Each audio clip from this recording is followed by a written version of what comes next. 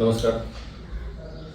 महाराष्ट्र राज्याचे दिवंगत उपमुख्यमंत्री आणि पुणे जिल्ह्याचे पालकमंत्री, आपणा सर्वांचेच लोकनेते आदरणीय स्वर्गीय अजितदादा पवार यांचा 22 जुलै रोजी जयंतीचा कार्यक्रम संपूर्ण महाराष्ट्रामध्ये समाजोपयोगी उपक्रमाने साजरा होत आहे.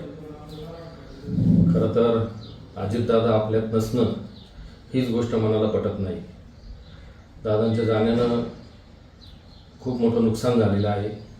महाराष्ट्र राज्याची तर न भरून येणारी पोकळी निर्माण झालेली आहे.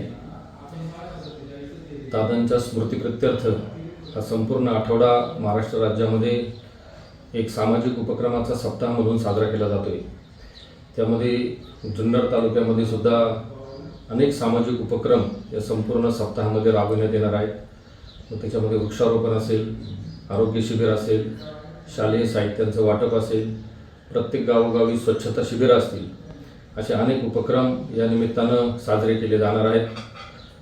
सर्वात महत्त्वाचं म्हणजे दादाची स्मृती कायम चिरंतन राहावी या हेतूनं जुन्नर तालुक्यामध्ये राजुरी गावामध्ये 26 एकरमध्ये देवराई प्रकल्प या निमित्तानं उभा करत आहोत.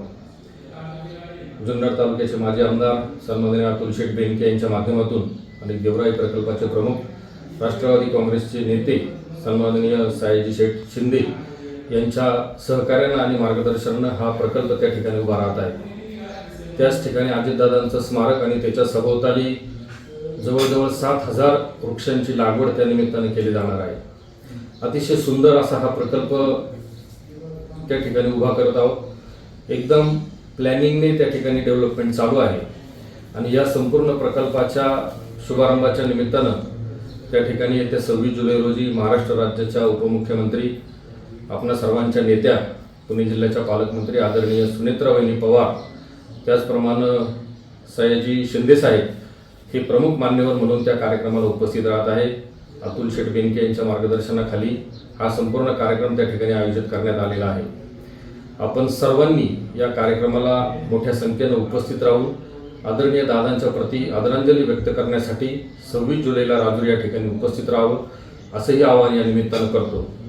त्याचप्रमाणे गेले अनेक वर्ष आदरणीय दादांचा वाढदिवस 22 जुलै आणि आमचे सर्वांचे लाडके नेते अतुल शेठ बेनके यांचा वाढदिवस 23 जुलै, दोन्ही वाढदिवस जवळजवळ असल्यामुळं दोघांचाही वाढदिवस अनेक समाजोपयोगी उपक्रम साजरे करून संपूर्ण तालुक्यामध्ये त्या ठिकाणी केला जायचा.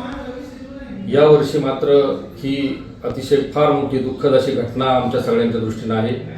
आदरणीय दादाच आपल्यात नसल्यामुळं या वर्षीचा सन्माननीय अतुल शेठ बेनके यांचा होणारा वाढदिवस आम्ही सगळ्यांनी असा निर्णय घेतला की हा वाढदिवस साजरा होणार नाही. परंतु आपलं सगळ्यांचं अतुल शेठ बेनके यांच्यावरचं प्रेम या निमित्तानं अतुल शेठ बेनके त्यांच्या नारायणगावच्या राहत्या घरी 23 तारखेला संपूर्ण दिवसभर म्हणजे संध्याकाळी 4 वाजेपर्यंत आपल्या सर्वांसाठी उपलब्ध राहणार आहे. आपण त्यांना प्रत्यक्ष येऊन भेटू शकता. परंतु आपण येताना कोणताही पुष्पगुच्छ आणू नये, कोणतीही शाल, भेटवस्तू इत्यादी कोणत्याही गोष्टी आणू नये, कारण आपल्याला आनंदोत्सव साजरा करायचा नाही आहे. हा अतिशय साध्या पद्धतीनं वाढदिवस साजरा केला जाणार आहे. तरी माझी सर्व कार्यकर्त्यांना, तालुक्यातील नेत्यांना, पदाधिकाऱ्यांना विनंती राहील, कुठल्याही प्रकारचे फ्लेक्स आपण लावू नये, आनंदोत्सव साजरा करू नये.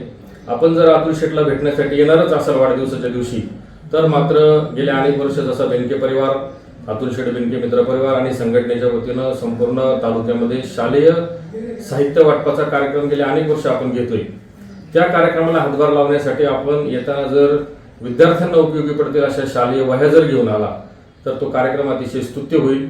मी पुन्हा एकदा आमच्या सगळ्या संघटनेच्या वतीनं आपणा सर्वांना विनंती करतो की येत्या 23 जुलै रोजी जो अतुल शेठ बेनके यांचा वाढदिवस होणार आहे तो साजरा होणार नाही.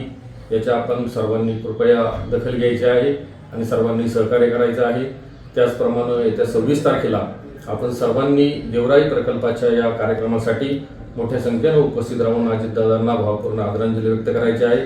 माझी आमच्या सगळ्या संघटनेच्या वतीनं या ठिकाणी युवकचे अध्यक्ष अतुलजी भांबेरे साहेब उपस्थित आहेत. अतुल शेठ बेनके यांच्या वतीनं आणि आमच्या सगळ्या संघटनेच्या वतीनं मी तालुक्यातील सर्व पदाधिकाऱ्यांना, नेत्यांना आणि राष्ट्रवादी काँग्रेसच्या कार्यकर्त्यांनाही विनंती करतो की प्रत्येकानं आपापल्या गावामध्ये अजितदादांना अभिप्रेत असणारा जो काही स्वच्छतेचा उपक्रम आहे या स्वच्छतेच्या उपक्रमासाठी प्रत्येकाने आपलं गाव, आपल्या गावाचा परिसर, तिथली सार्वजनिक ठिकाणं ही स्वच्छता मोहीम हाती घ्यावी आणि ती कशा पद्धतीनं चांगल्या पद्धतीनं राबवता येईल आणि तिचं सातत्य कसं राखता येईल यासाठी आपण सर्वांनी प्रयत्न करावेत. हीच खरी दादांना भावपूर्ण आदरांजली होईल अशी विनंती आपल्या सर्वांना या निमित्तानं करतो. जय शिवराय.